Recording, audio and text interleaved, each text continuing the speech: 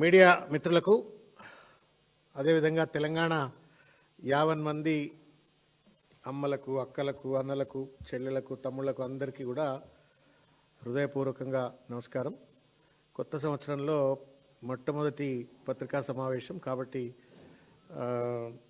7వ తారీఖు అయినప్పటికీ కూడా అందరికీ నూతన సంవత్సర శుభాకాంక్షలు మీడియా ద్వారా మీ అందరికీ తెలియజేస్తా ఉన్నాను. ఈ కొత్త సంవత్సరంలో మీ జీవితాల్లో సకల సంతోషాలు కలగాలని, అష్టైశ్వర్యాలు రావాలని, అద్భుతమైనటువంటి ఒక సంతోషకరమైన జీవితం మీరు గడపాలని చెప్పని అందరికీ పేరు పేరున కోరుకుంటూ నమస్కారం తెలియజేస్తా ఉన్నాను. ఇకపోతే ఒక ముఖ్యమైనటువంటి ఒక అంశం మీద ఇవాళ ఈరోజు ఇంత ఆలస్యంగా ఈరోజు ఈ పత్రికా సమావేశాన్ని మీరు కోపం వచ్చినా నిర్వర్తించడం అవుతా ఉంది.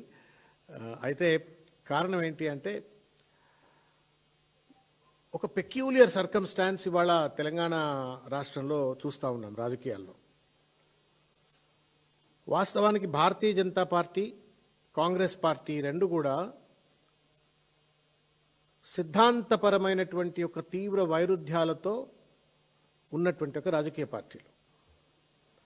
మరి ముఖ్యంగా రాహుల్ గాంధీ గారి నేతృత్వంలో, తర్వాత కాంగ్రెస్ పనిచేస్తున్నప్పటి నుండి, తర్వాత మోడీ నేతృత్వంలో బీజేపీ పనిచేస్తున్నప్పుడు నుండి ఈ వైరుధ్యాలు ఇంకా బలంగా పెరుగుతూ వస్తున్నట్టు ఒక పరిస్థితి. పిల్లి ఎలుకలన్నా సహవాసం కలిసి చేస్తాయేమో కానీ బీజేపీ కాంగ్రెస్ మాత్రం కలిసి పనిచేసేటువంటి కానీ ఏ అంశంలో కూడా ఏకీకృతమైనటువంటి ఒక నిర్ణయం తీసుకునేటువంటి ఒక పరిస్థితి ఉండకుండా ఒక పరస్పర శత్రు వైఖరితో ఇవాళ ఈ బీజేపీ కాంగ్రెస్ ఇద్దరు కూడా దేశ స్థాయిలో పనిచేస్తూ ఉన్నారు, వివిధ రాష్ట్రాల్లో పనిచేస్తూ ఉన్నారు. కానీ ఇటువంటి పరిస్థితులకు విరుద్ధంగా చెప్తే కూడా నమ్మడానికి శక్యం కానటువంటి రీతిలో ఇవాళ తెలంగాణలో ఉన్నటువంటి ఒక కాంగ్రెస్ పార్టీ, తర్వాత తెలంగాణలో ఉన్నటువంటి ఒక భారతీయ జనతా పార్టీ ఒక అక్రమ సంబంధాన్ని కొనసాగిస్తూ ఇవాళ పనిగట్టుకొని ఇవాళ బీఆర్ఎస్ పార్టీ పైన, బీఆర్ఎస్ ప్రభుత్వం పైన, గత ప్రభుత్వం పైన, కేసీఆర్ గారి పైన, హరీష్ రావు గారి పైన విచ్చలవిడిగా ఇవాళ దాడి చేసేటువంటి ఒక ప్రయత్నం చేస్తూ ఉన్నారు. దానికి మచ్చుతునక నిన్న వెదిర శ్రీరామరెడ్డి గారని ఓ పెద్ద మనిషి, ఆయన ఎక్కడ గతంలో కేంద్రంలో జల వనరుల మంత్రిత్వ శాఖ దగ్గర సలహాదారుగా ఉన్నారు, దానికంటే ముందు రాజస్థాన్లో ఎక్కడో పనిచేసినారు. ఇప్పుడు I think he's working with Maharashtra government. Maharashtra ప్రభుత్వానికి అడ్వైజర్గా ఉన్నటువంటి ఒక వెదిర శ్రీరామరెడ్డి గారు నిన్న రేవంత్ రెడ్డి గారికి మద్దతుగా, రేవంత్ రెడ్డి గారి ప్రభుత్వానికి, కాంగ్రెస్ ప్రభుత్వానికి మద్దతుగా అన్నట్టుగా ప్రెస్ మీట్ పెట్టి తగుదునమ్మా అని చెప్పని వాళ్ళ బీఆర్ఎస్ పార్టీ పైన విచ్చలవిడిగా దాడి చేసేటువంటి ఒక ప్రయత్నం చేసినారు, ప్రజలను భావనియంత్రణకు గురి చేసేటువంటి ఒక ప్రయత్నం చేసినారు. దీన్ని ఖండిస్తూనే దీంట్లో ఉన్నటువంటి ఒక లోటుపాట్లన్నీ కూడా మీడియా ద్వారా ప్రజలందరికీ కూడా తెలియజెప్పాలని చెప్పని ప్రయత్నం చేస్తూ ఉన్నాం. వెదిర శ్రీరామరెడ్డి గారు తెలంగాణ బిడ్డ, కానీ తెలంగాణ హితం కోసం ఏం పనిచేసినో ఒక్కసారి సమాధానం చెప్పాలి. ఇవాళ కేసీఆర్ గారి పైన విచ్చలవిడిగా దాడి చేస్తున్నటువంటి ఒక వెదిర శ్రీరామరెడ్డి గారు, బీఆర్ఎస్ పార్టీని బదనాం చేసే పని పెట్టుకున్నటువంటి ఒక వెదిర శ్రీరామరెడ్డి గారు, రేవంత్ రెడ్డి గారికి కొమ్ము కాసేటువంటి ఒక రీతిలో, కాంగ్రెస్కు కొమ్ము కాసేటువంటి ఒక రీతిలో పనిచేస్తున్నటువంటి ఒక వెదిర శ్రీరామరెడ్డి గారు, తెలంగాణకు మీరు జాతీయ స్థాయిలో జల సలహాదారుగా ఉండి మీరు సాధించింది ఏంది, చేసింది ఏంది, ఏ నైతికతతోటి మీరు బీఆర్ఎస్ పార్టీ పైన, కేసీఆర్ గారి పైన దాడి చేస్తున్నారు అని చెప్పని ఈరోజు ప్రశ్నిస్తూ ఉన్నాం. ఒక పక్కన ఇవాళ ఆంధ్ర ఆదిత్యనాథ్ దాస్, ఒక పక్కన ఆంధ్ర ఆదిత్యనాథ్ దాస్ ఇవాళ ఆంధ్ర ప్రయోజనాలను కాపాడే విధంగా తెలంగాణ ప్రయోజనాలను రేవంత్ రెడ్డి గారి యొక్క కనుసన్నల్లో గండిగొట్టేటువంటి ఒక ప్రయత్నం ఆంధ్ర ఆదిత్యనాథ్ దాస్ చేస్తూ ఉంటే, తెలంగాణ బిడ్డ అయినట్టుగా బెదిరే శ్రీరామ్ రేవంత్ రెడ్డి గల్ల బట్టి పట్టుకొని నువ్వు ఎట్లా తప్పులు చేస్తావయా, ఏ రకంగా నువ్వు ఇన్ని రకాలైన ఒక తప్పులకు పాల్పడతా ఉన్నావు, చంద్రబాబు నాయుడు గారికి ఎట్లా వెసులుబాటు కల్పించే విధంగా, ప్రభుత్వానికి వెసులుబాటు కల్పించే విధంగా నువ్వు ఆ బనకచెర్ల లాంటి ప్రాజెక్టులు కట్టుకోవడం కోసం ఏ రకంగా నువ్వు వెసులుబాటు కల్పిస్తావని చెప్పని నిలదీయాల్సినటువంటి ఒక నైతికత, సాధికారత, అంతో ఇంతో అవగాహన ఉన్నటువంటి ఒక వెదిర శ్రీరామరెడ్డి పొలోం అని చెప్పని వాళ్ళ బీఆర్ఎస్ పార్టీని దోషిగా చూపిస్తూ కేసీఆర్ గారు ఏం చేయలేదనేటువంటి రీతిలో ఇవాళ తప్పుడు వ్యాఖ్యానాలు చేస్తూ ఉన్నారు. ఈ తప్పుడు వ్యాఖ్యానాలు వెనక ఇది కేవలం బీజేపీ కాంగ్రెస్ కుమ్మక్కు మాత్రమే, ఇది అక్రమ సంబంధం మాత్రమే. చాలా అంశాలలో మరి ఏం పార్టీ నడుపుతున్నారో ఎట్లా నడుపుతున్నారో అర్థం కావట్లా. 10 సంవత్సరాలకు పైచిలకు అంటే థర్డ్ టర్మ్, ఇప్పుడు థర్డ్ టర్మ్ బీజేపీ కేంద్రంలో అధికారంలో ఉండగా రాష్ట్రంలో మాత్రం ఇవాళ కొనసాగుతున్న గత 2 సంవత్సరాలుగా జరుగుతున్న పరిణామ క్రమాన్ని చూస్తే పొద్దున్న లేస్తే బీఆర్ఎస్ భజన చేస్తూ ఉన్నారు. అధికారంలో లేనటువంటి యొక్క కేసీఆర్ గారిని, అధికారంలో లేనటువంటి ఒక బీఆర్ఎస్ పార్టీని బదనాం చేయటం మాత్రమే లక్ష్యంగా పెట్టుకొని పనిచేస్తూ కాంగ్రెస్కు కొమ్ము కాసేటువంటి రీతిలో పనిచేస్తూ ఉన్నారు. మీరు మీడియా మిత్రులు గుండెల మీద చేయబెట్టుకొని చెప్పండి, ఎక్కడన్నా ఒక్కనాడన్నా ఈ 2 సంవత్సరాలు జరిగినటువంటి ఒక క్రొనాలజీ ఆఫ్ ప్రెస్ మీట్స్ అన్ని చూడండి, బీజేపీ ఆఫీస్లో జరిగినాయి. ఏ ఒక్క ప్రెస్ మీట్ అన్నా నిర్దిష్టంగా కాంగ్రెస్ ప్రభుత్వం చేస్తున్నటువంటి ఒక తప్పిదాల విషయంలో మాట్లాడినరా? ఇది తప్పు అని చెప్పని నిలదీసే ప్రయత్నం చేసినరా? అది న్యాయపరమైన పోరాటాలైనా క్షేత్రస్థాయి పోరాటాలైనా ఆఖరికి మీడియా ద్వారా ప్రజలను చైతన్యపరిచేటువంటి ఒక ప్రయత్నం కూడా చేయకుండా బీజేపీ కండువా కప్పుకున్నటువంటి ఒక కాంగ్రెస్ కార్యకర్తలుగా ఇవాళ పార్టీ ఆఫీస్లో కూర్చొని వ్యవహరిస్తున్నట్టు ఒక తీరు బాధ కలుగుతూ ఉంది. డెమోక్రసీ ఆఫ్టర్ ఆల్, మీరు కేంద్రంలో అధికారంలో ఉండొచ్చు, బట్ రాష్ట్రంలో మీరు opposition. You are expected to play the opposition role. ఏ అంశంలోనైనా, అది గ్రూప్ 1 విషయంలోనైనా, జీవో 46 విషయంలోనైనా, లేకపోతే ఇచ్చిన వాగ్దానాలు అమలు చేయకపోవటం విషయంలోనైనా, అనేక అంశాలలో ఇవాళ కాంగ్రెస్ పార్టీ వైఫల్యానికి గురి చేస్తూ ఉంటే, రేవంత్ రెడ్డి గారి యొక్క విచ్చలవిడి అవినీతికి పాల్పడతా ఉంటే, దానికి బడేబాయ్ చోటేబాయ్ అన్నట్టుగా, మోడీ ఏమో బడేబాయ్ అవుతాడు, రేవంత్ చోటేబాయ్ అన్నట్టుగా, ఎప్పుడో రేవంత్ రెడ్డి మాకు ఆదిత్య, ఆయన పేరేంటి, అస్సాం హేమంత్ బిశ్వా శర్మ గాడ అన్నటువంటి ఒక అపోహతోటో భ్రాంతితోటో ఇవాళ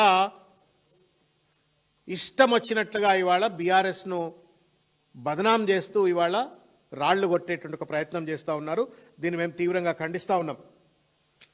ఏం పని అండి వెదిరి శ్రీరామరెడ్డి గారికి కమాండ్ కంట్రోల్ సెంటర్లా? రేవంత్ రెడ్డి కూర్చుంటాడు అక్కడ, ఆయన కూర్చోగానే ఈయన పోయి అక్కడ కూర్చుంటాడు. జలసౌదల ఉత్తమ్ కుమార్ రెడ్డి కూర్చుంటాడు, వెదిరి శ్రీరామరెడ్డి గారు కూర్చుంటారు. అంటే వెదిరి శ్రీరామరెడ్డి గారు ఏమైనా ఇరిగేషన్ సలహాదారుడా తెలంగాణ రాష్ట్రానికి? అంటే ఏంటి, బీజేపీ వెదిరి శ్రీరామరెడ్డి గారు, కాంగ్రెస్ పార్టీ ఉత్తమ్ కుమార్ రెడ్డి గారు, ముఖ్యమంత్రి రేవంత్ రెడ్డి గారు ముగ్గురు కూర్చొని కుట్రలు పన్నుతూ ఇవాళ బీఆర్ఎస్ పార్టీని ఎట్లా బదనాం చేద్దాము, పరోక్షంగా ఇవాళ ఆంధ్రప్రదేశ్కి ఏ రకంగా లబ్ధి చేకూర్దామని చెప్పని ప్రయత్నం చేస్తూ ఉన్నారు. మీరు గనక వెదిరి శ్రీరామరెడ్డి గారు ఇచ్చినటువంటి ఒక ప్రజెంటేషన్ కాపీ, తర్వాత ఉత్తమ్ కుమార్ రెడ్డి గారు అసెంబ్లీలో చేసిన ఒక ప్రజెంటేషన్ కాపీ, ఈ పవర్ పాయింట్ ప్రజెంటేషన్ కాపీలు కనుక చూసినట్టయితే రెండిటికి రెండు మక్కి అవి. అంటే ఉత్తమ్ కుమార్ రెడ్డి గారు మరి అంత ఓపికతో తయారు చేసి శ్రీరామరెడ్డి గారికి ఇచ్చినారా, లేకపోతే శ్రీరామరెడ్డి గారు తయారు చేసి ఉత్తమ్ కుమార్ రెడ్డి గారికి ఇచ్చినారా? వీళ్ళిద్దరు కలిసి చేసి ఇచ్చింది రేవంత్ రెడ్డి గారు చదివినరా? మొత్తానికి ఈ ముగ్గురు పెద్ద మనుషులు కూర్చొని ఇవాళ కేసీఆర్ గారి పైన, తెలంగాణ పైన, గత ప్రభుత్వం సాధించిన విజయాల పైన, రైతాంగానికి అండగా ఉన్నటువంటి ఒక కేసీఆర్ గారి పైన బట్టగాల్చి మీద వెలిసే ప్రయత్నం చేస్తూ ఉన్నారు. ఓ సామెత ఉంటుందన్న, మీ అందరికి బాగా తెలుసు, పాడిందే పాట పనికిరాని పాట అని చెప్పని.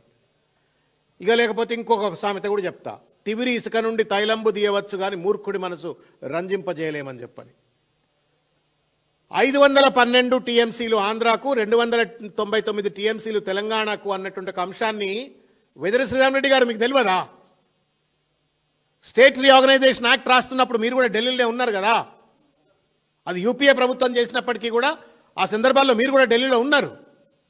ఎవరి పుణ్యమా అని చెప్పని 299 టీఎంసీ తెలంగాణకు అని చెప్పని తెలంగాణను నష్టపోయే విధంగా నిర్ణయం తీసుకున్నారు. ఎవరా నిర్ణయం తీసుకున్నది? ఆ రోజు ఉన్నటువంటి ఉమ్మడి ఆంధ్ర ముఖ్యమంత్రి కిరణ్ కుమార్ రెడ్డి గారు. దాన్ని ఆధారంగానే స్టేట్ రీఆర్గనైజేషన్ యాక్ట్లో కూడా అదే 299 టీఎంసీ రాసింది. వెదిరి శ్రీరామరెడ్డికి తెలుసా, తెలియదా? తెలిసి కూడా తెలియనట్టు నటిస్తుండా. నాకు మాత్రం నేనేమో తెలిసి తెలియనట్టు అయితే నేను అనుకోవట్లేను. స్వతహాగా తెలియకనోళ్ళు, లేకపోతే మహారాష్ట్ర వాళ్ళు, రాజస్థాన్ వాళ్ళు, ఆ ఢిల్లీ వాళ్ళు ఎందుకు పెట్టుకుంటారు టీనే. కానీ అతి తెలివి ఎక్కువైపోయి ఇవాళ రేవంత్ రెడ్డి కొమ్ము కాసే ఎందుకోసం అని చెప్పని జరిగిన సత్యాలను దాచిపెట్టి ఇవాళ కేసీఆర్ గారి పైన దుమ్మెత్తే ప్రయత్నం చేస్తూ ఉన్నారు. ఇవాళ తెలంగాణ కేవలం 299 టీఎంసీలతో సతమతం అవుతూ, అష్టకష్టాలకు గురవుతూ ఇబ్బందులకు గురి కావడానికి కారణం ఆనాటి కాంగ్రెస్, ఆంధ్ర కాంగ్రెస్ ప్రభుత్వం, కిరణ్ కుమార్ రెడ్డి గారు. అది స్టేట్ రీఆర్గనైజేషన్ యాక్ట్లో కూడా స్పష్టంగా దాంట్లో పొందుపరచబడ్డది. ఇంత స్పష్టంగా తెలిసిన తర్వాత కేసీఆర్ కొట్లాడలేదు అని చెప్పని చిల్లర మల్లరగా మాట్లాడటం ఎంతవరకు న్యాయం అని చెప్పని ఇవాళ నేను అడుగుతా ఉన్నాను. మీరు పొద్దున్నేస్తే జలసదువులు తిరిగేటోళ్ళే కదా. కేసీఆర్ గారు కృష్ణా జలాల్లో దాదాపు 50% రేషియో ప్రకారంగా, ఈవెన్ ఇప్పుడు ద టెంపరీ అరేంజ్మెంట్స్ 512 వర్సెస్ 299 కాదు, 50% ఇవ్వాలని చెప్పని ఆయన పెద్ద ఎత్తున 28 లేఖలు రాసినారు. 1 కాదు 2 కాదు, 28 లేఖలు కేసీఆర్ గారు రాసినారు. ఇవి మీ కంటికి కనబడతలేవా బీజేపీ పెద్దలారా? 28 లేఖలు కేసీఆర్ గారు రాసింది మీ కంటికి కనబడతలేవా? ఇవాళ ఎట్లుందంటే ఉల్టా చోర్ కోత్వాల్ కూడా. అంటే who is in the government today? ఎవడు అధికారంలో ఉన్నాడు ఇవాళ? బ్రిజేష్ కుమార్ ట్రిబ్యునల్ కాన్స్టిట్యూట్ చేసింది ఎప్పుడు? 2004లో. 2004 నుండి 14 వరకు అధికారంలో ఉన్నాడు ఎవడు? కాంగ్రెస్ పార్టీ అధికారంలో ఉంది. 14 నుంచి 24 వరకు అధికారంలో ఉన్నది ఎవరు? భారతీయ జనతా పార్టీ. కేసీఆర్ గారు లేఖలు రాసింది ఎప్పుడు? 14 తర్వాత 28 లేఖలు రాసింది. ఇంకా చాలా సందర్భాల్లో చాలా లేఖలు రాసిండు. దాని విషయాలు చెప్తా. ఎవడు దోషి? నెత్తి మీద నోరు పెట్టుకొని కేసీఆర్ గారు నాకు 299 టీఎంసీలు కాదు అయా, నాకు కృష్ణా జలాల్లో 70% జలాలు రావాలా సెక్షన్ 3 ప్రకారంగా అని చెప్పని ఆయన నెత్తి మీద నోరు పెట్టుకొని మొత్తుకుంటూ లేఖలు రాస్తే, ఆ లేఖలు చదివి మీరు పట్టించుకోకుండా బాధ్యత మర్చిపోయి కేవలం మీరు చంద్రబాబు నాయుడు గారిని ఎక్కడ నొప్పియద్దో, లేకపోతే ఆయన ఎట్లా మెప్పియాలా అని చెప్పనో, లేకపోతే ఆంధ్రప్రదేశ్ని ఏ రకంగా మీరు మభ్య పెట్టాలా అని చెప్పని ఉద్దేశంతో ఇవాళ మీరు ఆ లేఖలను పట్టించుకోకుండా బ్రిజేష్ కుమార్ ట్రిబ్యునల్ అవార్డు ఎందుకు రాదండి? పెద్ద పెద్ద గుళ్లకు, దేశంలో ఉన్నటువంటి అనేక మోస్ట్ కాంట్రవర్షియల్ ఆస్పెక్ట్స్కి అన్నిటికీ కూడా సుప్రీంకోర్టులో జడ్జిమెంట్లు వస్తాయి. వై ఇస్ దట్ బచావత్ ట్రిబ్యునల్కు జడ్జిమెంట్ రావట్లేదు? బ్రిజేష్ కుమార్ ట్రిబ్యునల్కి ఎందుకు జడ్జిమెంట్ రావట్లేదు? అడగలేరా? మాట్లాడలేరా? నిజంగానే తెలంగాణ గడ్డ మీద మోడీకి కానీ, అమిత్ షాకి కానీ, లేకపోతే కిషన్ రెడ్డి గారికి కానీ, బండి సంజయ్ గారికి కానీ ప్రేమ ఉన్నట్టయితే could they not lead a delegation to go and then meet him? It's a constitutional body. ఒక రాజ్యాంగబద్ధమైన బాడీ ఉండి ఇన్ని సంవత్సరాల పాటుగా ఇన్ని లేఖలు బీఆర్ఎస్ ప్రభుత్వం రాసిన తర్వాత కూడా ఎందుకు నోరి పట్టలేరు? తెలంగాణ గడ్డకు అన్యాయం అవుతా ఉంది, 70% నీళ్ళు వచ్చే దగ్గర కేవలం మాకు 299 టీఎంసీలే వస్తున్నదని చెప్పని ఎందుకో పోలేదు మీరు? ఉల్టా చోర్ కోత్వాల్ కూడా. అంటే కేసీఆర్ గారు పోతేనేమో అడగలేదు అని చెప్పని బట్టగాల్చి మీద వేసి భావనియంత్రణకు గురి చేసే ప్రయత్నం చేస్తూ ఉన్నారు. థాట్ పోలీసింగ్ అంటారు దీన్ని. చేయనోళ్ళు మీరేమో దొంగలు కలిసి దేశాలు పంచుకున్నట్టుగా మీరు రేవంత్ రెడ్డి గారు మీరంతా కలిసి డ్రామాలు ఆడుతూ ఉన్నారు. ఇవాళ కేసీఆర్ గారిని బదనాం చేసే ప్రయత్నం చేస్తూ ఉన్నారు. అరేంజ్మెంట్కు అగ్రిమెంట్కు కనీస తేడా తెలవనటువంటి రీతిలో కాంగ్రెస్ ప్రభుత్వం వ్యవహరిస్తూ ఉంది. అంతో ఇంతో సిడబ్ల్యూసీలో తిరగాడిన వ్యక్తి, అంతో ఇంతో అనేక రాష్ట్రాలలో జల సలహాదారుగా ఉన్న వ్యక్తి ఈ రకంగా చిల్లర మల్లరగా మాట్లాడటం సమంజసం కాదు. ఇది కేవలం రేవంత్ రెడ్డిని మెప్పించుకోదలుచుకుంటే ఇంకేమైనా చేసుకోరు భయ్. తెలంగాణ బీజేపీ శాఖకు తాళం పెట్టుకోరు, మాకేంది? You want to really impress and appease Revanth Reddy, మీరు తాళం పెట్టుకోరు. కానీ అనవసరంగా పాపం తన జీవితాన్ని మొత్తం ఫణంగా పెట్టి తెలంగాణ కోసం కొట్లాడి తెలంగాణ తెచ్చి 10 సంవత్సరాల పాటు అద్భుతమైన అభివృద్ధి తెలంగాణకు సాధించి రైతాంగానికి మొత్తం అండగా నిలబడ్డటువంటి ఒక పెద్ద మనిషి, వ్యవసాయాన్ని పూర్తిగా స్టెబిలైజ్ చేసిన పెద్ద మనిషి, ఒక హిస్టారికల్ ట్రాన్స్ఫర్మేషన్ పట్టుకొస్తే ఆయన ఎఫర్ట్స్ను ఇవాళ చిన్న చేసే విధంగా, తక్కువ చూపెట్టే ఒక విధంగా మాట్లాడటం ఎంతవరకు న్యాయం అని చెప్పని ఇవాళ నేను ప్రశ్నిస్తూ ఉన్నాను. ఇకపోతే ఇంకొక ముఖ్యమైనటువంటి ఒక విషయం, ఇవాళ రాయలసీమ పోతిరెడ్డి ప్రాజెక్టును ఆపాలా అని చెప్పని కేసీఆర్ గారు 2020లోనే పెద్ద ఎత్తున లేఖలు రాసినట్టు ఒక విషయాన్ని నేను గుర్తు చేస్తా ఉన్నాను. ఇది హరీష్ రావు గారు పీపీటీలో పొందుపరుస్తూ, లేఖ కాపీని పొందుపరుస్తూ ఈ పవర్ పాయింట్ ప్రజెంటేషన్ చేసినారు. ఇది ఎట్లుంది అని అంటే చెవిటాను ముందు శంఖం వదినట్టుంది. అలా హరీష్ రావు గారు ఎంత గట్టిగా మాట్లాడతారో అందరికీ ఎరుక, ఎంత బలమైనట్టుగా వాదనలు వినిపించిండ్రో మీ అందరు చూసిండ్రు. ఈ పవర్ పాయింట్ ప్రజెంటేషన్ కాపీలో పక్కన ఉన్న లేఖలన్నీ కనుక చూసినట్టయితే, వివరాలు చూసినట్టయితే, ఏమాత్రమైనా కనీస ఇంగితం ఉన్నోళ్ళు, విఘ్నత ఉన్నోళ్ళు మళ్ళా బీఆర్ఎస్ పార్టీ పైన, కేసీఆర్ పైన, హరీష్ రావు గారి పైన దాడి చేసేట ప్రయత్నం చెయ్యరు. రాయలసీమ ఎత్తిపోతల పథకాన్ని ఆపాలా అని చెప్పని లేఖలు రాయటమే కాదు, నేషనల్ గ్రీన్ ట్రిబ్యునల్కి వెళ్ళి కేసు వేసి దానిపై స్టే పట్టుకొచ్చి దాని నిర్మాణాన్ని పూర్తిగా కూడా ఆపివేసినటువంటి ఒక ఘనాపాటి కేసీఆర్. ఘనాపాటి కేసీఆర్. నేను ఇవాళ అడుగుతా ఉన్నాను వెదిరే శ్రీరామరెడ్డి గారిని కానీ, రేవంత్ రెడ్డి గారిని కానీ, మీరు దమ్మున్న వాళ్ళు అయితే ఇక్కడ ఎందుకే ప్రెస్ మీట్లు పెట్టి తమాషాలు చేస్తా ఉన్నారు? నువ్వు ముఖ్యమంత్రి, నీ బడే బాయ్. నువ్వు ముఖ్యమంత్రి, నీ బడే బాయ్. వెదిరే శ్రీరామరెడ్డి, కిషన్ రెడ్డి గారు, వెదిరే శ్రీరామరెడ్డి గారు, బండి సంజయ్ గారు బీజేపీలో పెద్ద తోపు లీడర్లు మీరు. పోండి మోడీ గారి దగ్గర పోయి కూర్చోరి. ఈ బ్రిజేష్ కుమార్ ట్రిబ్యునల్ ఇమీడియట్గా 70% నీళ్లు మాకు రావాలని చెప్పని సాధించుకురారి. పొద్దున్న లేస్తే కేసీఆర్ గారి పైన, బీఆర్ఎస్ పార్టీ పైన పడి ఏడవడం కంటే ఆ ఢిల్లీలో కూర్చొని కనుక అదే ఏడుపు ఏడిస్తే ఆ బచావత్ ట్రిబ్యునల్ అన్నా ఏమైనా, బ్రిజేష్ కుమార్ ట్రిబ్యునల్ అయినా ఏమైనా తీర్పు వచ్చినట్టయితే తెలంగాణకు న్యాయం చేసినట్టయితారు. మీ ఏడుపుల వల్ల మీకు న్యాయం లేదు, మాకు న్యాయం లేదు, తెలంగాణ ప్రజలకు న్యాయం లేదు. రేవంత్ రెడ్డిని ఏమైనా సంతోషపెడుతున్నారేమో మీరు ఆలోచించుకోవాలి. బీజేపీ చర్చకు వస్తారా మీరు? పెద్ద పెద్ద కీలకమైన కాంట్రవర్షియల్ అంశాలలో కోర్టు తీర్పులు వస్తే మేం చేయబట్టే వచ్చినాయని చెప్పుకునేటువంటి ఒక భారతీయ జనతా పార్టీ కేంద్ర ప్రభుత్వ అధిష్టానం ఈ బ్రిజేష్ కుమార్ ట్రిబ్యునల్ సంబంధించి ఎక్స్పిడైట్ చేయమని ఎందుకు ప్రయత్నం చేయట్లేదు? మీ తప్పును కప్పిపుచ్చుకోవడం కోసం ఒక ఆయన అంటాడు ఎపెక్స్ కమిటీ కేసీఆర్ రాలేదని చెప్పని. అరే నాయన 2 సార్లు కాదు, ప్రతిసారి వచ్చినా ఇక మినిట్స్ ఆఫ్ ద మీటింగ్ ఇది అని చెప్పని స్పష్టంగా ఆధారాలు పెడితే కూడా మళ్ళీ అదే పాడిందే పాట. ఒక తప్పుడు ప్రచారాలు చేస్తూ ఇవాళ బీఆర్ఎస్ పార్టీని, కేసీఆర్ గారిని, హరీష్ రావు గారిని బదనాం చేసేటట్టు ప్రయత్నం చేస్తూ ఉన్నారు. ఇగో మన చూపెట్టింది హరీష్ రావు గారు, నేను మళ్ళీ కూడా చూపెడుతున్నా. 18 లేఖలు డేట్లతో సహా, లెటర్ నెంబర్లతో సహా. ఇవి కావాలంటే వెదిరే శ్రీరామరెడ్డి గారు మీరు పోయి ఈ అవుట్వార్డ్ సెక్షన్లో పోయి కనుక వెరిఫై చేసినట్టయితే ఈ డేటా మీకు కనబడుతుంది. మీకు కావాలంటే మీకు పంపిస్తాం. ఈ పీపీటీ కూడా పబ్లిక్ డొమైన్లో ఉంది. రాయలసీమ ఎత్తిపోతల పథకాన్ని ఆపివేయాలని 18 లేఖలు రాసినట్టు ఒక కేసీఆర్ గారు. లేఖలు రాయలేదంటారు, 299 ఒప్పుకొని వచ్చిండు అంటారు. ఒక చిన్న మాట, మనం కామన్ సెన్స్ చెప్తానా మీకు. If there is a dispute between you and me, మనం కోర్టుకు పోతాం. ఒక అంశం మీద డిస్ప్యూట్ ఉంటే కోర్టుకు పోతాం. కోర్టు ఏం చెప్తుంది? నీ వాదన చెప్పు, ఆయన వాదన, మీ ఇద్దరు వాదనలు చెప్పండి సపరేట్గా. మీ ఇద్దరు వాదనలు విన్న తర్వాత నేను తీర్పు చెప్తా. నేను తీర్పు చెప్పేంత వరకు యథాతథిగా మీరు ఇప్పుడు ఎట్లున్నారో గట్లనే ఉండరు, ఏ రకమైన పంచాయతీ పెట్టుకోకరని చెప్పండి. మీకు గుర్తే ఉంటుంది కేసీఆర్ గారు ముఖ్యమంత్రిగా ఉన్న సందర్భంలో గత ప్రభుత్వం అధికారంలో ఉన్నప్పుడు నాగార్జునసాగర్ డ్యామ్ మీద పోలీసు వాళ్ళు తుపాకులు, కట్టెలు పట్టుకొని కొట్టుకునే ప్రయత్నం చేసినారా? తదనంతరం జరిగినటువంటి ఒక పరిణామ క్రమంలో ఆ రోజు ఉన్నటువంటి ఒక కేంద్ర ప్రభుత్వ పెద్దలు కావచ్చు, లేకపోతే బ్రిజేష్ కుమార్ ట్రిబ్యునల్ సంబంధించిన వాళ్ళు కావచ్చు, లెట్ us స్టిక్ టు 299.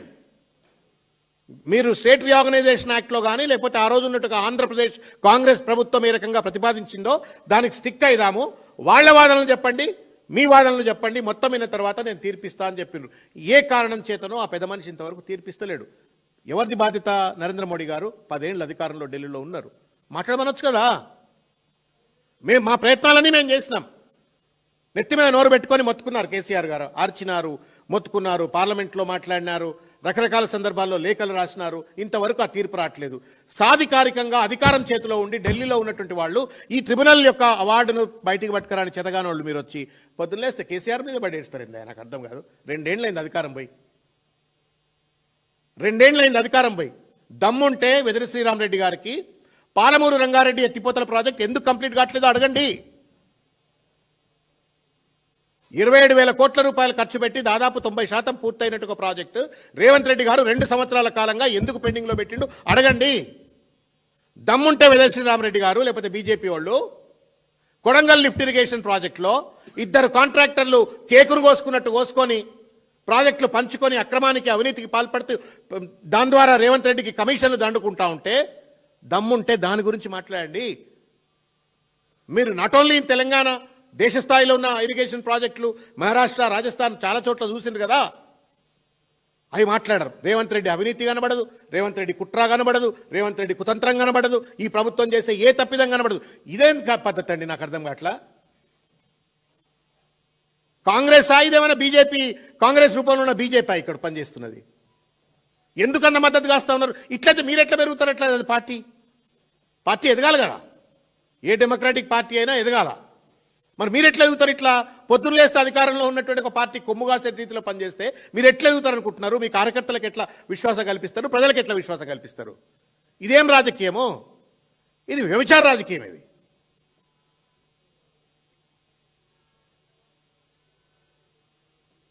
ఏ ఇంట్లో తిని ఎవరి పాట వాడినట్టు ఇది కాదు, బూత్ సామెత. అది నేను అనదలుచుకోలేదు. ఉన్నదేమో బీజేపీలో పాడే పాట ఏమో కాంగ్రెస్ పాట. ఇది ఎట్లా నడుస్తుంది? రేవంత్ రెడ్డి పాట. మోడీ పార్టీలో ఉండి రేవంత్ రెడ్డి పాట ఎట్లా పాడతారు? పీపీటీ కానీ వెర్బాటం కానీ ఎవ్రీథింగ్ ఆయనే మాట్లాడి, ఈయనదే మాట్లాడి, ఈయనే మాట్లాడి, ఆయనదే మాట్లాడి, ఒక దుర్మార్గమైనటువంటి రీతిలో ఇవాళ వ్యవహరిస్తూ కేసీఆర్ గారిని బదనాం చేయాలనే చిల్లర ప్రయత్నం చేస్తూ ఉన్నారు. ఇవాళ కేసీఆర్ గారు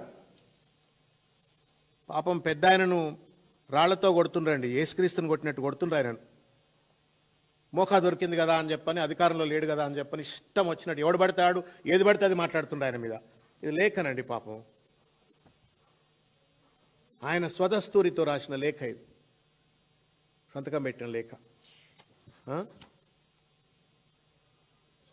ఆ రోజు రాయలసీమ పోతిరెడ్డిపాడు ఆపాలని చెప్పని కేంద్ర మంత్రే కేసీఆర్ గారి యొక్క ఒత్తిడి మేరకు లేఖ రాస్తూ ఆ కాపీని కేసీఆర్ గారికి మార్క్ చేసినటువంటి ఒక పరిస్థితి. ఇంత స్పష్టమైనటువంటి ఆధారాలు ఉంటే ఏం మనసుతోటి మీరు ఇవాళ వెదిరి శ్రీరామరెడ్డి గారు, మీరు రేవంత్ రెడ్డి గారితో దోస్తానం చేయరు, భయ్ సోపత్ చేస్తే చేసుకోరు, మాకేం సంబంధం లేదు, చేసుకోరు, పర్సనల్ సోపత్ చేసుకోరు, పనులు చేసుకోరు, ఇంకేమైనా చేసుకోరు, ఏమైనా చేసుకోరు. కానీ ప్రజల హితాన్ని గండిగొట్టే విధంగా ఒక పార్టీ ఎవరండి దేశంలో, ఎవరు దేశంలో ఇంత పెద్ద ఎత్తున వ్యవసాయాన్ని స్టెబిలైజ్ చేసినటువంటి ఒక పెద్ద మనిషి ఎవరా? తెలంగాణలో కాదు, భారతదేశంలో ఎవరైనా ఉన్నారా ముఖ్యమంత్రి? In Telangana for the first time in the country agriculture సెక్టర్ను మొత్తం స్టెబిలైజ్ చేసి పడేసినారు కేసీఆర్ గారు. రైతు బంధు పథకం, రైతు బీమా పథకం, రైతు రుణమాఫీ, తర్వాత రైతుకు పండించిన పంటను వెంటనే పంట క్షేత్రంలోనే కొనుగోళ్లు చేసిన, ఎరువులు సకాలంలో అందించిన, నీళ్లు అటు కాళేశ్వరం కావచ్చు, మిగతా చెక్ డ్యాంల ద్వారా కావచ్చు, మిషన్ కాకతీయ ద్వారా కావచ్చు, పెద్ద ఎత్తున అనేక ప్రాజెక్టులు కట్టి నీళ్లు అందించిన, చివరికి 24 గంటల క్వాలిటీ కరెంట్ అందించిన, మొత్తం మీద తెలంగాణలో ఉన్న రైతును రాజు చేస్తానడు, రాజును చేసిండు. మీరేం చేస్తున్నారు ఇవాళ? 2 పార్టీలు ఆత్మవిమర్శ చేసుకోవాలి ఇవాళ. ఉత్తర తెలంగాణలో చాలా బీజేపీ వాళ్ళు ఎమ్మెల్యేలు గెలిచిండ్రు, మీకు అనిపిస్తలేదా? ఎంపీలు ఎమ్మెల్యేలు గెలిచి సిగ్గుపడాలి మీరు ఇవాళ. మిమ్మల్ని ఓట్లేసి గెలిపించిన ప్రజలు సిగ్గుపడతా ఉన్నారు ఇవాళ. 2 పియర్స్ కూలిపోతే అవి కూడా క్రాక్స్ వస్తే, కూల్చిపోడు కాదు. ఒక 100-200 కోట్ల రూపాయలు పెడితే ఒక పెద్ద బ్యారేజ్ 86-87 పియర్స్ ఉన్నటువంటి దాంట్లో 2 కూలిపోతే దాన్ని రిపేర్ చేయటానికి మనసొప్పక, కుట్రతో, కుతంత్రంతో దాన్ని పడావులో పెట్టి గోదావరిలో కలిసిపోని, కొట్టుకపోని అని చెప్పని చిల్లర క్షుద్ర రాజకీయం రేవంత్ రెడ్డి గారి ప్రభుత్వం చేస్తూ ఉంటే, కాంగ్రెస్ ప్రభుత్వం చేస్తూ ఉంటే, సరి అయినటువంటి ఒక నీటి సలహాదారు వెంటనే ప్రాజెక్ట్ రిపేర్ చేయరువా? ఇది ప్రజల ఆస్తి. రేవంత్ రెడ్డి, కేసీఆర్ గారి ఆస్తి కాదు, నా రేవంత్ రెడ్డి గారి ఆస్తి కాదు, ప్రజల ఆస్తి అది. ఆ ప్రజల ఆస్తిని రిపేర్ చేయకుండా 200 కోట్ల రూపాయలు పెట్టి మెస్సీతో ఫుట్బాల్ ఆడొచ్చు రేవంత్ రెడ్డి, 200 కోట్ల రూపాయలు పెట్టి మిస్ ఇంగ్లాండ్తో మిస్ వరల్డ్ పోటీల్లో పాల్గొనొచ్చు రేవంత్ రెడ్డి. కానీ 200 కోట్ల రూపాయలు పెట్టి కాళేశ్వరం ప్రజలకు, లక్షల మందికి ఎకరాలకు నీళ్లు అందించే ఒక ప్రాజెక్టును రిపేర్ చేయకపోతే బీజేపీ వాళ్ళకి కనబడతలా, అడగరు. మళ్ళీ కరీంనగర్ ఎంపీ అక్కడే ఉంటాడు, చాలా ఎమ్మెల్యేలు అంతా అక్కడనే గెలిచిండ్రు. ఇది తల్లి పాలు దాగి రొమ్ము గుద్దినట్టు. ఇవాళ ద్రోహులు ఎవరైనా ఉన్నారు అంటే బీజేపీ కాంగ్రెస్ ఇద్దరు. కేంద్రంలో అధికారంలో ఉన్నట్టు ఎన్డీఎస్ఏ ద్వారా ఒక తప్పుడు రిపోర్ట్ పట్టుకొచ్చి ఆ రిపోర్ట్ ద్వారా ఆ ప్రాజెక్టును తప్పు చేసి చూపించిన బీజేపీ అయితే దానికి వత్తాసు పలుకుతూ ఇవాళ ప్రాజెక్టును పడావులో పెట్టిన కాంగ్రెస్. మీరు ప్రాజెక్టును రిపేర్ చేయకుండా, నిధులు కేటాయించకుండా, పాలమూరు రంగారెడ్డికి నిధులు కేటాయించకుండా, కాళేశ్వరం లాంటి ప్రాజెక్టును రిపేర్ చేయకుండా మొత్తం రైతాంగం పాలిటి శాపంగా మారినటువంటిది ఇవాళ బీజేపీ కాంగ్రెస్. నిజంగానే బీజేపీకి చిత్తశుద్ధి ఉంటే మీరు రేవంత్ రెడ్డి గారిని అడగండి, కాంగ్రెస్ ముఖ్యమంత్రిని అడగండి, సాగునీటి మంత్రిని అడగండి, తుమ్మల నాగేశ్వరరావు గారిని అడగండి. ఇవన్నీ వదిలిపెట్టి పొద్దున్న లేస్తే ఓడిపోయినటువంటి ఒక కేసీఆర్ గారి పైన పడి ఏడటంలో ఏం ఔచిత్యమో ఏం విఘ్నతనో బీజేపీ వాళ్ళు తలుపు మంథన్ చేస్తారుగా, చాలా మంథన్ చేస్తారు బీజేపీ వాళ్ళు, చాలా మీటింగ్లు పెట్టుకుంటారు. ఒక్కసారి ఆ మంథన్ చేయండి. ఈ పార్టీని మీరేమైనా బీజేపీ కాంగ్రెస్కి ఏమైనా అవుట్రైట్ రాసిస్తున్నారా? లేదు మీరు కూడా ఒక పార్టీగా చలామణి అవుతారా? లేదు ఇట్లనే రేవంత్ రెడ్డి కొమ్ము కాసుకుంటా ఆయన చేసే తప్పిదాలకు మీరు వంత పాడుకుంటుంటారా? దయచేసి మీరు సమాధానం చెప్పాలని చెప్పని కోరుతా ఉన్నాను. నేను ఒక విషయం చెప్పదలుచుకున్నా ప్రజలకు, మీ మీడియా మిత్రులకైతే మీకు అందరికీ తెలుసు, నేను పెద్దగా చెప్పవలసిన అవసరం లేదు, కానీ ప్రజలకు తెలియజెప్పవలసిన అవసరం ఉంది అని చెప్పి నేను తెలియజేస్తా ఉన్నాను. ఇది హరీష్ రావు గారు ఇచ్చిన పీపీటీలోదే, but I wanted to reiterate again. 1956 వరకు 16,03,000 ఎకరాలు ఆయకట్టు ఆ రోజు ఉన్నటువంటి ఒక ప్రభుత్వాలు ఆయకట్టు తయారు చేస్తే, నిర్మిస్తే 56 నుండి 2004 వరకు మొత్తం major irrigation, medium irrigation, minor irrigation, తర్వాత Telangana state irrigation development corporation అన్ని కలుపుకుంటే 36,13,000, అంటే 2004 వరకు 36 లక్షలు. 2004 నుండి 14 వరకు కొత్త ఆయకట్టు, స్టెబిలైజేషన్ రెండు కలిపితే కేవలం 6,64,000 మాత్రమే. అంటే మొత్తం 56 నుండి 2014 వరకు 42 లక్షల ఆయకట్టు మాత్రమే నిర్మాణంలో ఉంది, సాగులో ఉంది. కానీ కేసీఆర్ గారు అధికారంలోకి వచ్చిన తర్వాత ఒక సువర్ణాక్షరాలతో రాసుకునేటువంటి ఒక చరిత్ర ఇది. This is not just KCR's history, ఇది తెలంగాణ రైతాంగం యొక్క గెలుపు, వాళ్ళ శ్రమ, వాళ్ళ రక్తం, వాళ్ళ కష్టం. వాళ్ళు హలం బట్టి పొలం దున్నితే ఏమైందా అంటే కొత్త ఆయకట్టు 17,24,000, స్టెబిలైజేషన్ 31,50,000, మొత్తం మీద 48,74,000 ఎకరాలు 2014 నుండి 2023 వరకు కేసీఆర్ గారి యొక్క నాయకత్వంలో తెలంగాణ రైతు బిడ్డ తయారు చేసినటువంటి ఒక ఆయకట్టు. ఇది వెదిర శ్రీరామ్ రెడ్డికి కనబడతలేదు, ఉత్తమ్ కుమార్ రెడ్డికి కనబడతలేదు, నా రేవంత్ రెడ్డికి కనబడతలేదు. ఇది దురదృష్టం. ఇది ఒక పద్ధతి. ఇంత కష్టపడ్డందుకు భూగర్భ జలాలు మిషన్ కాకతీయ పనికిరాంది అంటారండి. మెడకాయ ఉండి మాట్లాడుతున్నారు. నేను చూసినామన్నా రేవంత్ రెడ్డి మాట్లాడుతూ మిషన్ కాకతీయ గురించి, దాని గురించి మాట్లాడుతున్నారు. మెడకమే తలకాయలు కూడా మాట్లాడుతున్నారు. మనం అంతా ఊళ్ళకెళ్ళి వచ్చిన వాళ్ళమే కదా. ఏ ఊర్లు తెలంగాణ రాకముందు ఎట్లున్నాయి, ఆ ఊళ్ళలో ఉన్నట్టు ఒక చెరువులు తెలంగాణ రాకముందు ఎట్లున్నాయి, ఇవాళ తెలంగాణ వచ్చిన తర్వాత చెరువులు ఎట్లున్నాయి, చెరువుల్లో నీళ్ళు ఎట్లున్నాయి, ఆ నీళ్ళలో చేపలు ఎట్లున్నాయి. ఒకప్పుడు మనం మైగ్రేషన్ చూసినాం. బొంబాయి అని చెప్పని, దుబాయ్ అని చెప్పని, బొగ్గుబాయ్ అని చెప్పని మైగ్రేషన్ చూసినాం. ఇవాళ రివర్స్ మైగ్రేషన్. చరిత్రలో ఎన్నడూ లేని విధంగా ఇవాళ కర్ణాటకకి వెళ్ళి, బీహార్కి వెళ్ళి, ఒరిస్సాకి వెళ్ళి వచ్చి, ఇవాళ వివిధ రాష్ట్రాలకు వెళ్ళి వచ్చి పాలమూరు జిల్లాలో ఇవాళ పచ్చని పొలాల్లో కూలీలుగా పనిచేస్తూ ఉన్నారు. మనోళ్ళు పోయి కూలీలుగా పనిచేసేది పోయి రివర్స్ వాళ్ళు వచ్చి వాళ్ళ మన భూముల్లో కూలీలుగా పనిచేస్తూ ఉన్నారు. హైదరాబాద్లో పొట్ట చేత పట్టుకొని బొంబాయికి, హైదరాబాద్కి పోయినటువంటి పాలమూరు బిడ్డలు థ్యాంక్స్ టు కేసీఆర్, మహానుభావుడు, ఆయన పడ్డ కష్టానికి మిషన్ కాకతీయ లేకపోతే రకరకాల ప్రాజెక్టులు, చెక్ డ్యామ్లు, వీటన్నిటి వల్ల ఇవాళ మళ్ళా పట్టణాలు వదిలిపెట్టి వాళ్ళ పల్లెలకు రివర్స్ మైగ్రేషన్ కేసీఆర్ గారి నేతృత్వంలో చూస్తుంది. మళ్ళీ వాళ్ళే ఇవాళ బయటకు వద్దామని చూస్తున్నారు. ఎందుకంటే 2 ఏళ్లుగా నరకం చూపిస్తూ ఉన్నారు. నా కరెంట్ లేదు, నా నీళ్లు లేవు, రైతు బంధు లేదు, రైతు భరోసా లేదు, క్రాప్ హాలిడేస్ డిక్లేర్ చేసే దుర్మార్గమైన పరిస్థితి ఇవాళ గద్వాల్ లాంటి ప్రాంతంలో. నీచం. ఇంత నీచాతి నీచంగా ఈ ప్రభుత్వం వ్యవహరిస్తుంటే మీ మనసు ఎట్లా రాదండి బీజేపీ నాయకులకు కనీసం ఇది మాట్లాడాలని చెప్పని? ఎట్లా గుర్తిస్తారు మీరు? 5.36 మీటర్లు భూగర్భ జలం పెరిగినట్టుగా ఇది డేటా. This is data. ఇది డేటా, ప్రభుత్వ డేటా ఇది. తర్వాత 2014లో 68 లక్షల టన్నుల ధాన్య ఉత్పత్తి ఉంటే 2023 నాటికి 2,70,00,000 టన్నులు. ఇదేమైనా అబ్రకదబ్ర అంటే అయిందా? భూమిలో నీళ్లు లేకుంటేనే అయిందా? భూములు దున్నకుంటేనే అయిందా? మన రైతాంగం చెమటోడ్చి ఆ పంట పొలాల్లో పని చేయకుంటేనే అయిందా? ఆ పంట పొలాలకు నీళ్లు రాకపోతే, కరెంటు రాకపోతే, ఎరువులు లేకపోతే ఏ వ్యవసాయం చేయకుండానే 68 లక్షల టన్నుల నుండి 2,70,00,000 టన్నులు అయిందా? మెదడు ఉండి మాట్లాడాలా ఎవరు మాట్లాడినా. మనం ఎన్నన్నా మాట్లాడుకోవచ్చు, ఒకళ్ళ మీద ఒకళ్ళు కోపంగా ఎన్నన్నా మాట్లాడుకోవచ్చు, బట్ సంఖ్యలు మాట్లాడతాయి కదా. సాగు విస్తీర్ణం 1,31,34,000 ఎకరాలు 2014లో ఉంటే 2023 వచ్చేటప్పటికి 2,20,00,000 ఎకరాలు. మత్స్యశాఖ ఉత్పత్తి 2016-17లో ఇంతకుముందు చెప్పిన కాకతీయ ఏం లేదని చెప్పని సొల్లుకూతల అసెంబ్లీలో మాట్లాడినారు. ఆ చెరువులలోనే మిషన్ కాకతీయ ద్వారా పునరుద్ధరించబడ్డ ఆ చెరువుల్లోనే 2016-17లో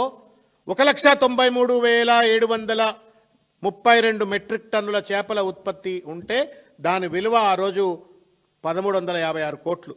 2021 నాటికి ఆ చేపల ఉత్పత్తి కాస్త 3,49,000 మెట్రిక్ టన్నులు, దాని విలువ 3,141 కోట్ల మెట్రిక్ టన్నులు.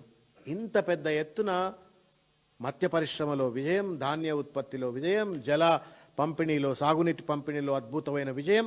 దేశానికి తలమానికం లెక్క ప్యాడీ ప్రొడక్షన్లో కేసీఆర్ గారు నిలబెడితే నువ్వు ప్రాజెక్టులు కట్టినావు, నువ్వు మిషన్ కాకతీయ చేసినావు, నువ్వు ఏం చేయలేదు అని చెప్పని సొల్లుకుతలు అసెంబ్లీలో వాళ్ళు మాట్లాడితే వాళ్లకు తానా అంటే తందానని మద్దలు కొట్టే విధంగా వెదిరి శ్రీరామరెడ్డి గారు మాట్లాడటం అన్యాయం, అక్రమం. మీరు బీజేపీ లీడర్షిప్ దయచేసి మీరు డిసైడ్. నాకు తెలుసు రేపు పొద్దుగాల ఎవరో ప్రెస్ మీట్లు పెట్టో సోషల్ మీడియాలో అడ్డమైన తిట్లు తిట్టిపిస్తారు. తిట్టిండొచ్చు కాక తిట్టరి.